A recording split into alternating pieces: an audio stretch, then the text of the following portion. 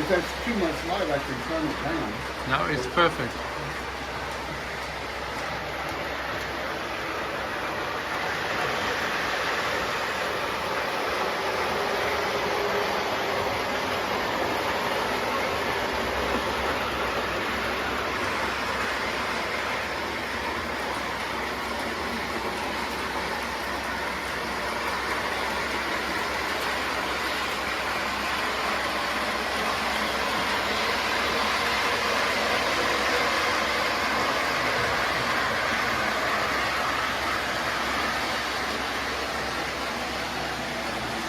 And both of those engines are powered. They both have power.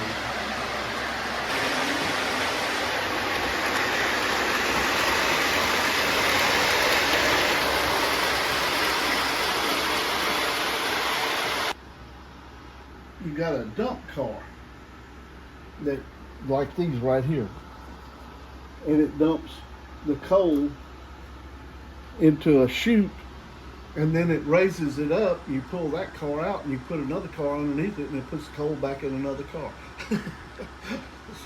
The same thing. It's that's a cattle car. Let's see.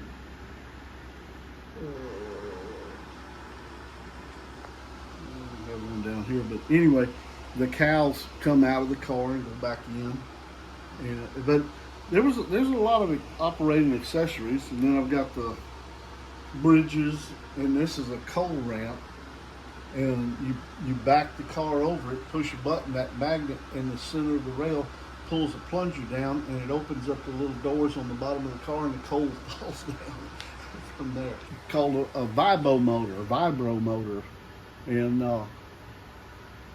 it just this has always fascinated me, is a cattle car. These little doors open up, and you see those aluminum troughs in there, and the cows go in and out of the car, and then go out on the corral and vibrate across that thing and go back in the car. See the bottoms open up? Yes. And it dumps the coal out of it. But okay, wait, show them real quick. Yeah, right here. Okay. See the little iron right there? Yes. The magnet comes on, and it, of course, let's see if I get it to work.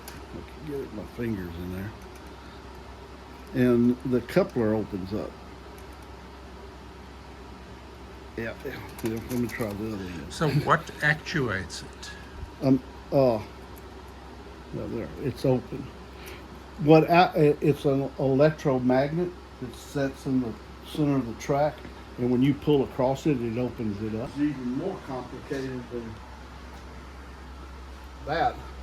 See that copper winding in there? Yes. That and this little wheel right here, that's a solenoid, and when that you put it across that rail that sits inside, it electrically opens that coupler, and that's the way your dad's train is from the year.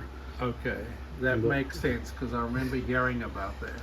Well, this goes to that coal, and it you put the coal in there, and then when you come across, well, this opens up, and this has got two of those sliding bars underneath it that causes that to activate.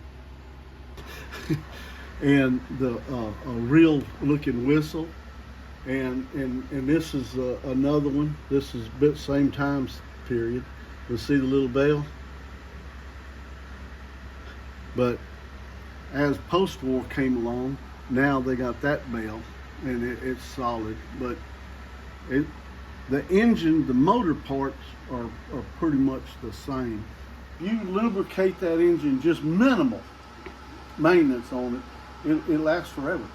And Joshua Cowan, the old man that owned the company, he was proud as a peacock because his product would literally last forever with minimal care. His son, Lawrence, was a businessman, and he wanted planned obsolescence. In other words, it works for so long and then throw it away. I can still buy all the parts to rebuild this engine. If something happens, I can buy all the parts, put it back together. I've got a 1922 standard gauge Lionel engine that I repaired, got it back to work, and we run it around a Christmas tree 2 or 3 years, and it's from 1922. And I bought all the parts, the brushes for the motor, you know, and it runs like a Swiss watch. What's the oldest one you have in this room that you can show me? These two engines are probably the oldest. You said 1939 or 40. Correct, right here. Okay. And this is a set. This was the coal set, and it came with a coal conveyor. You would dump the coal out of those, and it would have a chain drive, and it took it up to the top, and then you could pull another car on the back end of it and punch a button, and the coal would fall into the next car. And any idea what that would have cost in 1939? About the cheapest set that Lionel ever had was $19, and I would say that set was probably sold for around $40 to $50 at that time. And see, and that's the thing. Think 1940, a toy that sold for $20. That was more than most people made in a week, working all week. And you're going to buy a toy for a kid? That's the reason this stuff was so well taken care of and only played with permission, because it was so expensive to buy. And that's the reason, you know, that people that get it now, that you know, you had 1 or 2 trains, and then when you get to where you're in a position where you can, now you got all this, you know. And so and most of all this stuff I bought in York, Pennsylvania at the swap meet up there. A variation in the cars. It's just like my marks up there. The hopper cars are, you could barely read the orange letters on the first one, and it's real pronounced on the third one. And so they're variants, and that's part of the fun of collecting.